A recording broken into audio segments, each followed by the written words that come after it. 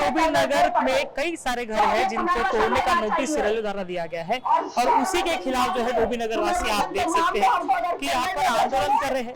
एक बात यहाँ पर एक अच्छी हो रही है कि सभी पार्टियों के लोग जो है इस डोभी नगर बचाओ समिति में जुड़ गए हैं और ये कोशिश कर रहे हैं कि जिस तरह से नोटिस दिया गया है रेलवे प्रशासन को वो बिना पुनर्वसन जो है वो ना हो। आप देख सकते हैं ये कई सारे लोग हैं, ऐसा बताया जा रहा है कि कुल मिलाकर 25,000 लोग जो है वो इससे बाधित होने वाले हैं। कई घरों को जो है तोड़ने के नोटिस जो है रेलवे प्रशासन द्वारा दिया गया है और यही मांग है कि पुनर्वसन जो है इनका होना चाहिए।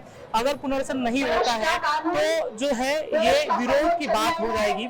कई जो है पार्टी के लोग जो यहाँ पर आकर ये बात कह रहे हैं कि पुनर्वसन अगर नहीं होता है तो वो घर तोड़ने नहीं देंगे। तो जो सरकार और जनता के बीच में जो संघर्ष है वो इस दौरान हो सकता है, ऐसी फिलहाल जो है चित्र फिलहाल दिखाई दे रहा है। हजारों के तादाद में जो है लोग नागपुर में संविधान चौक पर आ रहे हैं और ये मांग कर रहे हैं कि अगर आप घर तोड़ रहे हो तो उसका पुनर्वसन दिया जाए। कुछ लोग हमारे साथ बात कर रहे हैं, उनसे बात करते हैं। डॉक्टर शकील जी हमारे साथ है। सर क्या बताएंगे, ये जो मांग की जा रही है पुनर्वास की, कई घरों को नोटिस दिया गया है, क्या इशू है और क्या आपके लोगों की मांग? असल में एक जो ब्रिज है, ब्रिज का काम चल रहा है, जो कि एक ब्रिज जो है डोभी नगर से जा रहा है और एक ब्रिज रेलवे स्टेशन की तरफ जा रहा है, एक ब्रिज जो है गोलीबार चौक की तरफ जा रहा है मध्य नागपुर में। तो ये जो पुनर्वसन की मांग है, ये बात तो बिल्कुल सही है कि देश का संविधान जो कि मूलभूत अधिकार देता है, फंडामेंटल राइट्स देता है। जो भी सरकारें होती है, सबसे बड़ी जो चीज़ होती है देश की जनता होती है और जनता से ही सरकारें चलती है और देश जो है जनता से बनता है। अगर उन जो लोग बसते हैं इस देश में, अगर जहाँ भी रह रहे हो वो ज़मीन उनका इंक्रोचमेंट हो या फिर वो किसी रेलवे की ज़मीन हो, सरकार की ज़मीन हो, तो ऐसे कई नियम हमारे यहाँ रेवेन्यू डिपार्टमेंट में है कि स्टेट गवर्नमेंट जो है वो ऐसी जो बस्तियाँ होती है उसको बसाती है। कई बार ऐसा देखा गया है कि बस्तियों को बसाया गया है और केंद्र सरकार के हाथ में भी है और प्रधानमंत्री जी खासतौर से ये कहते हैं कि मैं गरीबों का नेता हूँ, गरीब परिवार से आता हूँ, तो उन्हें इन गरीब परिवार का दर्द समझना चाहिए। क्योंकि अगर प्रधानमंत्री ही उन गरीब परिवारों का दर्द नहीं समझेंगे, अगर गरीब परिवारों का दर्द नहीं समझेंगे तो फिर कौन समझेगा। जो लोगों की मांग है यहाँ कि वो है कि उन्हें उजाड़ने से पहले पुनर्वसन के लिए जगह दी जाए और ये बिल्कुल सही है कि जब भी किसी बस्ती को उजाड़ा जाता है उसे जिंदगी दी जाती है। तो क्योंकि बस्ती उजाड़ना बहुत सहल है जालिम, बस्ती बसाना बहुत मुश्किल है, बसते बसते बस्ती है तो बहुत आसानी से बस्ती उजाड़ दी जाती है। और बरसों से 50 सालों से लोग वहाँ रह रहे हैं और सरकार ने उनको राशन दिया है, सरकार ने उनके राशन कार्ड बनाए, आधार कार्ड बने, उनको इलेक्ट्रिसिटी दिए, ज़रूरत की फंडामेंटल जो ज़रूरत रहती है वो सब दिए सरकार ने।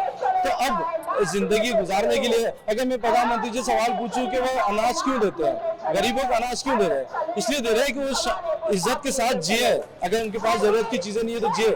तो अगर अनाज फ्री में दिया जा सकता है तो उनके लिए पुनर्वसन के लिए जगह क्यों नहीं दी जा सकती।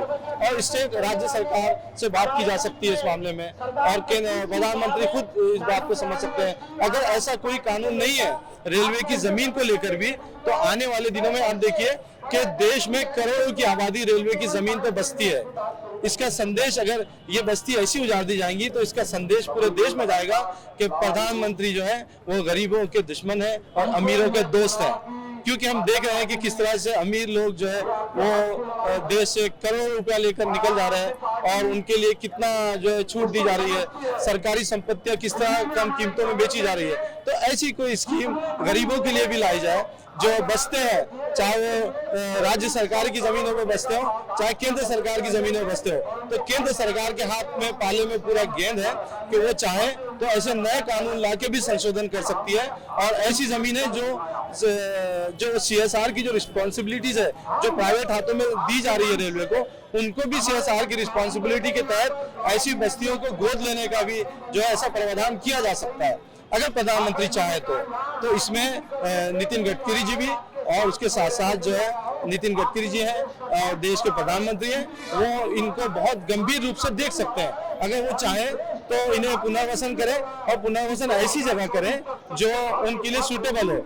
जो मध्य नागपुर में है, तो मध्य नागपुर के ज्यादातर लोग माइग्रेट हुए हैं उत्तर नागपुर की तरफ, और वहाँ जमीनों के पट्टे भी है स्टेट गवर्नमेंट के। तो अगर सरकार चाहे, केंद्र सरकार स्टेट गवर्नमेंट से बात करके, क्योंकि तीनों तरफ चाहे वो केंद्र की सरकार हो, राज्य की सरकार हो, उन्हीं की हुकूमत है और आसानी से पट्टे मिल सकते हैं और उसमें उनको जगह दी जा सकती है जो सुटेबल भी है, क्योंकि बहुत से लोग वहां से माइग्रेट हुए हैं, तो पीली नदी की तरफ माइग्रेट हुए हैं और उनके लिए बेहतरीन जगह हो सकती है, लेकिन बगैर पुनर्वसन के उनके ऊपर कार्रवाई ना की जाए, ये हमारी जो है मांग है। नागपुर के सांसद है, केंद्र में टॉप 5 मंत्री में से एक आते हैं, उनसे क्या मांग है, क्योंकि अल्टीमेटली आप जो लोग हैं उनके भी वोटर्स हो, अब वोटर्स आप उनके हो, आप उनको जो है वो सांसद है आपके, उनके पास क्या मांग करो? पार्डन?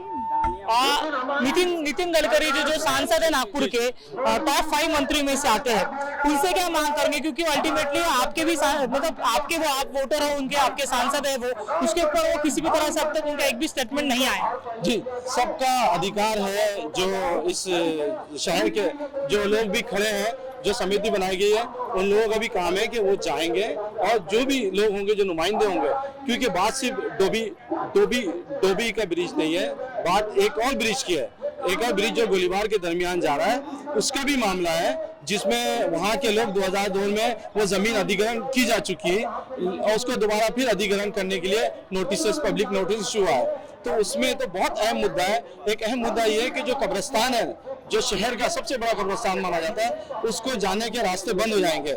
एक हॉस्पिटल है सेंटर, उसको जाने का रास्ता बंद हो जाएगा। एक प्ले ग्राउंड है, मुस्लिम फुटबॉल ग्राउंड, उसको जाने का रास्ता भी बंद हो जाएगा। ऐसे 4 ऐसे क्रॉस रोड है, मस्जिदिया गर्ल्स जूनियर कॉलेज है, उसका रास्ता बंद हो जाएगा, दारुल उलूम का रास्ता बंद हो जाएगा, एक मदरसा है। तो ये बड़ा मुद्दा ये भी है कि इस रोड पे जो है ये जो होगा, ये एक्सटेंशन ब्रिज का कार्यक्रम है। तो इसके लिए भी गडकरी जी से जो है मुलाकात करने के जो भी बात आगे बढ़ेगी, चाहे वो कब्रिस्तान के जिम्मेदार हो, चाहे मदरसे के, स्कूलों के, वो सब जो जनता है वो उनसे जो है समय लेगी और उनसे जाके बात करेगी। तो जिस तरह से नागपुर के डोभी नगर के लोगों को जो नोटिस आया है, तो उसी को लेकर जो है नागपुर में आंदोलन चल रहा है और ये मांग की जा रही है कि सरकार जो है उन्हें पुनर्वास दे और उसके बाद ही उनके घर तोड़े। वही जो ब्रिज फिलहाल नागपुर में बनने वाला है, उससे कई लोगों को परेशानी होने वाली है। हालांकि वो विकास का काम है, उसके ऊपर किस तरह से सवाल नहीं खड़ा करना चाहिए, लेकिन जो है वो विकास के आड़ में जनता जो है वो परेशान हो रही है और उसके ऊपर भी सरकार ने सोचने की जरूरत है। कैमरा पर्सन दिनेश कुमरे के साथ अमित वांद्रे, नागपुर समाचार।